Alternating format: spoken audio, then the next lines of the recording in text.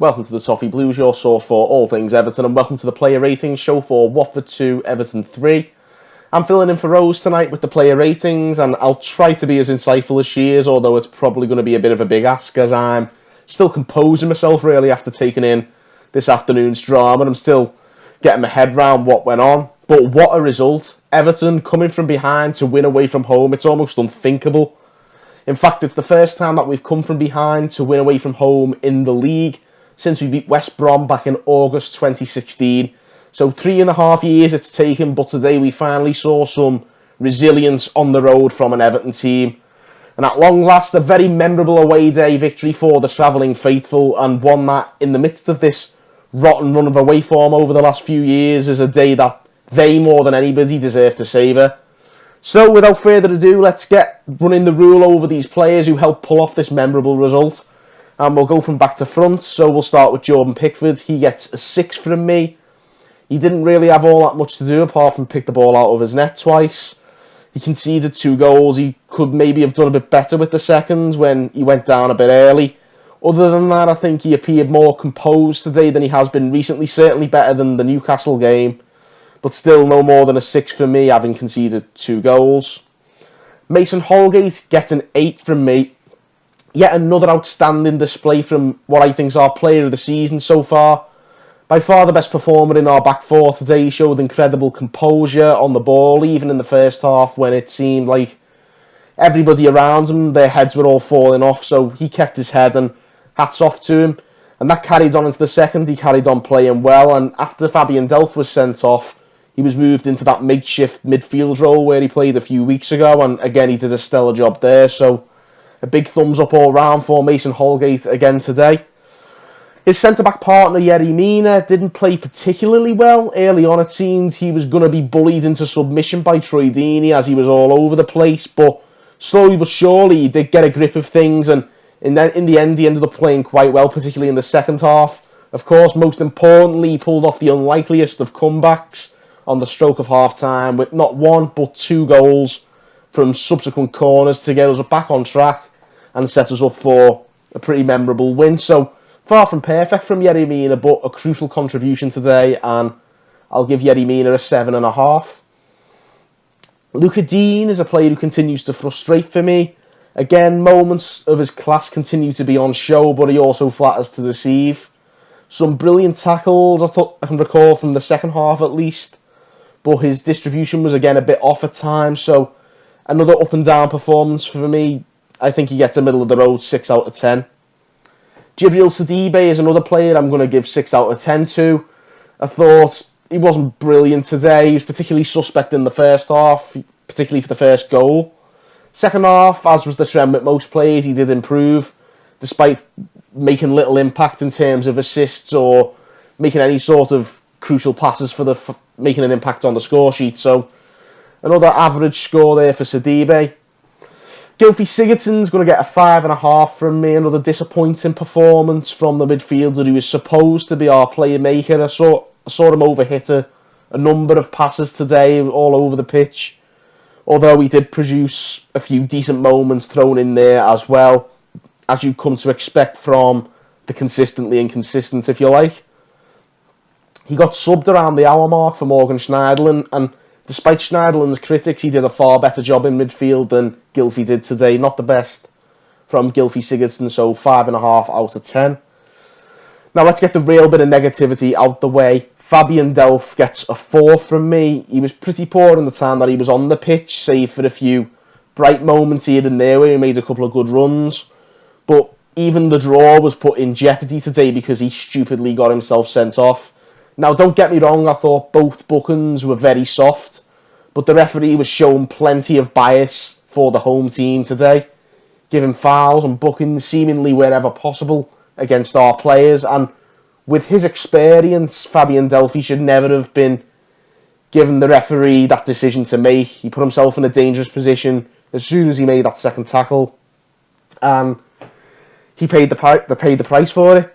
On the upside, we got the winner when we went down to 10 men, so every cloud. Now, Theo Walcott, the match winner, wouldn't have scored much more than Delph, I don't think, were it not for him coming up with the decisive kick at the death.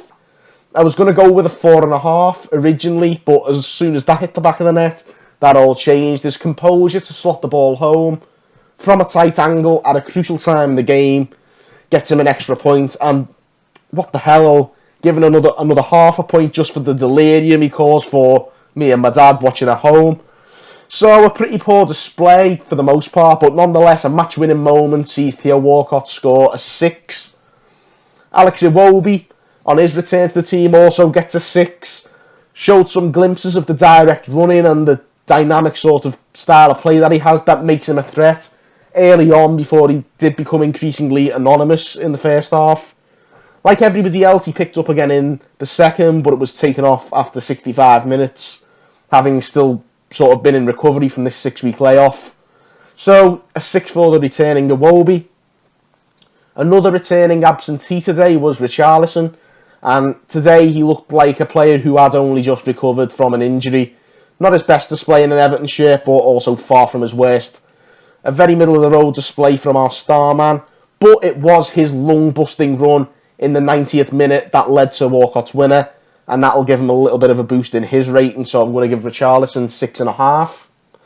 Finally, Dominic Calvert-Lewin put in one of his more anonymous performances so far this season, and for me, that's testament to how far he has come this year, where an anonymous performance is a bit more noticeable given how well he does play. He's setting himself a high standard. What a season he is having.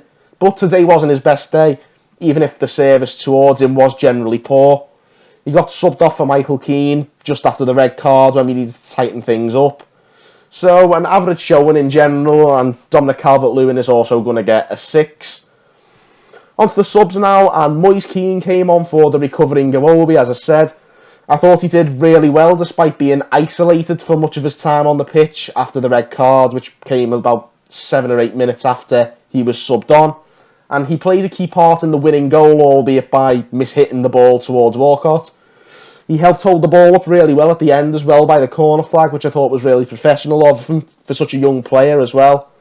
So another pretty good display, even if it wasn't as dazzling as his display against Newcastle. So I'm going to give Moise Keane 6.5. Morgan Schneiderlin came on and did relatively well as well. Nothing special for 25 minutes, but I thought he was pretty neat and tidy. Certainly better than Gylfi Sigurdsson did before he was replaced by Schneiderlin. What I really liked from Schneiderlin today was his professionalism when we went a goal up at the end. He won a free kick. He wasn't making any stupid decisions. He was pretty composed. A far cry from the disastrous sort of manoeuvres that Davis and Delph were making in the final minute of the Newcastle game, and it helped us get over the line at the end today. So a very professional showing from Schneiderlin, and I'm going to give him a 6.5 as well. Finally, Michael Keane, he came on straight after the sending off. Mason Holgate was moved into midfield to take the place of Fabian Delph, and Keane slotted into the back four. He helped minimise Watford's threat thereafter, so another decent display even if he didn't have to do very much personally. He got the job done, and fair play for that. So Michael Keane again is going to score a 6. So there you have it. Like I said earlier today, not the best performance. The ratings post Newcastle were probably higher than they were today. But unlike then, we got the result today, and that's what matters most. If it was a pretty easy decision in the end. My man of the match was Mason Holgate, the only player who scored an 8 or above. And he was easily the most composed player throughout the whole 90 today. In fact, he was the only one who was consistent throughout the 90 today. And he was one of the main reasons Watford weren't out of sight earlier on, to be honest with you. So a really good display from Holgate again. Like I say, I think he's on track to be our player of the season. But like I say, the result is the most important thing. We got the win. We climb up to 9th in the table with just 3 points off 5th place as it stands. And there's, believe it or not, still plenty to play for. So at long last, we can end a weekend full of positivity. So let's savour the result, milk it for all it's worth, because if you can't enjoy days like these, what is actually the point?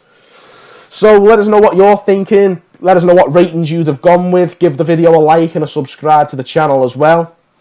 Be sure to give us those comments, let us know your ratings, and keep tuning into all the great content coming your way. Until next time, guys, thank you for watching on the Toffee Blues.